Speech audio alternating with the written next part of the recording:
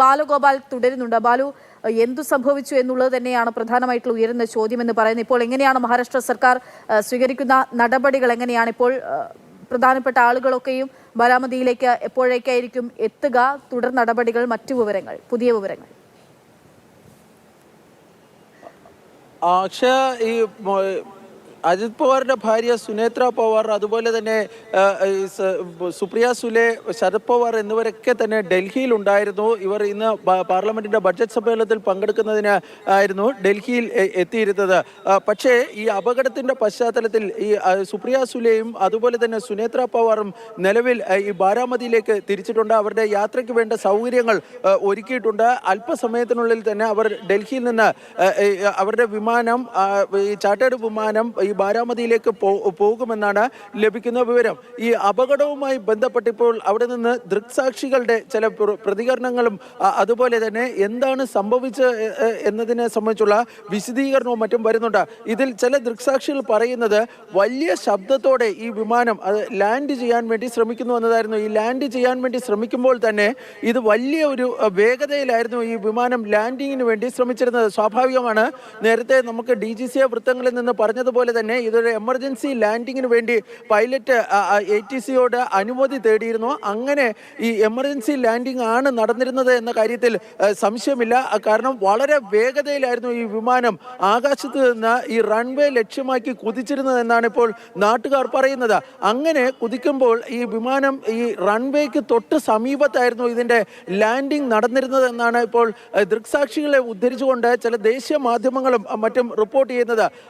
ആ സമയത്ത് വിമാനം ലാൻഡ് ചെയ്യുമ്പോൾ വലിയ സ്ഫോടനത്തോടു കൂടി ഈ വിമാനം കത്തുകയാണ് ഉണ്ടായിരുന്നത്. അതായത് ഈ ലാൻഡിങ്ങിന്റെ ആഘാതത്തിലാണ് ഈ സ്ഫോടനം ഉണ്ടായതെന്ന് വേണം കരുതേണ്ടത്. ആ വലിയ ശബ്ദം മറ്റും ഉണ്ടാകേണ്ടത്. തുടർന്ന് വിമാനം തീപിടിക്കുകയായിരുന്നു ഉണ്ടായിരുന്നത്. ആദ്യത്തെ സ്ഫോടനത്തിന് ശേഷം, അല്ലെങ്കിൽ ആദ്യം കേട്ട ശബ്ദത്തിന് ശേഷം പിന്നെ തുടർച്ചയായി 4ഉം 5ഉം തവണ ഈ ശബ്ദം കേട്ടിരുന്നു എന്നാണ് ഇപ്പോൾ ദൃക്സാക്ഷികൾ ഈ വിവിധ ദേശീയ മാധ്യമങ്ങളോടും അതുപോലെ തന്നെ വാർത്താ ഏജൻസികൾക്കോടും മറ്റും പറയുന്നത്. ഇതിനിടെ ചില ആൾക്കാർ ഈ വിമാനത്തിന് സമീപത്തെത്തുകയും വിമാനത്തിലുണ്ടായിരുന്ന 5 പേരെയും അവിടെ നിന്ന്, അതായത് വിമാനത്തിൽ നിന്ന് പുറത്തേക്ക് എടുക്കുന്നതിന് വേണ്ടിയുള്ള ശ്രമം നടത്തുകയൊക്കെ ചെയ്തിരുന്നു. പക്ഷേ വിമാനം കത്തിക്കൊണ്ടിരിക്കുകയായിരുന്നു, അതുകൊണ്ട് തീ ഉണ്ടായിരുന്നു. ആ ഘട്ടത്തിൽ ഈ രക്ഷാപ്രവർത്തനം അല്പം വൈകിയാണ് നടന്നിരുന്നത്. എന്നിരുന്നാൽ കൂടിയും ഈ അജിത് പവാർ ഉൾപ്പെടെ 5 പേരെയും വിമാനത്തിന് പുറത്തേക്ക് അവർ കൊണ്ടുവന്നിരുന്നു. തുടർന്ന് ആശുപത്രികളിലേക്ക് എത്തിക്കുകയും ചെയ്തിരുന്നു. ആശുപത്രിയിൽ എത്തിയപ്പോഴാണ് ഇവർ ജീവൻ നഷ്ടപ്പെട്ട കാര്യം ആശുപത്രി അധികൃതർ ഔദ്യോഗികമായി സ്ഥിരീകരിച്ചത്. ഏതായാലും ഇതാണ് നമുക്ക് പ്രാഥമികമായി ലഭിക്കുന്ന വിവരം. അതായത് വലിയ വേഗതയിൽ ഈ വിമാനം ലാൻഡ് ചെയ്യാൻ വേണ്ടി ശ്രമിക്കുന്നു. ലാൻഡ് ചെയ്യുമ്പോൾ അത് റൺവേയിലല്ല ലാൻഡിങ്ങിന് വേണ്ടി, അതായത്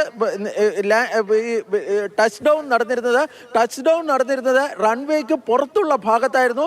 അങ്ങനെ പുറത്തുള്ള ഭാഗത്ത് ഈ വിമാനം ടച്ച് ഡൗൺ ചെയ്യുമ്പോൾ പെട്ടെന്ന് ശബ്ദത്തിൽ ഈ വിമാനത്തിൽ ഒരു സ്ഫോടനം പോലെ ഉണ്ടാകുകയും അത് അഗ്നിക്കിരയാകുകയും ഒക്കെ ചെയ്തിരിക്കുന്നു എന്നതാണ് ദൃക്സാക്ഷികൾ ഇപ്പോൾ നൽകുന്ന വിവരം. ഇത് ദൃക്സാക്ഷികളുടെ വിവരമാണ്. DGCയുടെ ഭാഗത്ത് നിന്ന് ഇതുമായി ബന്ധപ്പെട്ട് അന്വേഷണം നടക്കുന്നുണ്ട്. കൂടുതൽ വിശദാംശങ്ങൾ ലഭ്യമായിട്ടില്ല.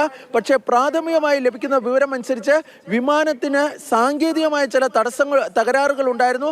ആ തകരാറുകൾ മനസ്സിലായതിനെ തുടർന്നാണ് ഈ വിമാനത്തിന്റെ പൈലറ്റ് ATCയോട് എമർജൻസി ലാൻഡിംഗ് സംബന്ധിച്ചിടത്തോളം, NCP നേതാക്കളെ എന്നല്ല, ഇന്ത്യൻ രാഷ്ട്രീയത്തെ സംബന്ധിച്ചിടത്തോളം വലിയ വേദനയാണ് അദ്ദേഹത്തിന്റെ വിയോഗം ഉണ്ടാക്കിയിരിക്കുന്നത്. നമുക്ക് ഈ അപകടവുമായി ബന്ധപ്പെട്ടുള്ള വിവരങ്ങളാണ് ബാലു നൽകുന്നത്.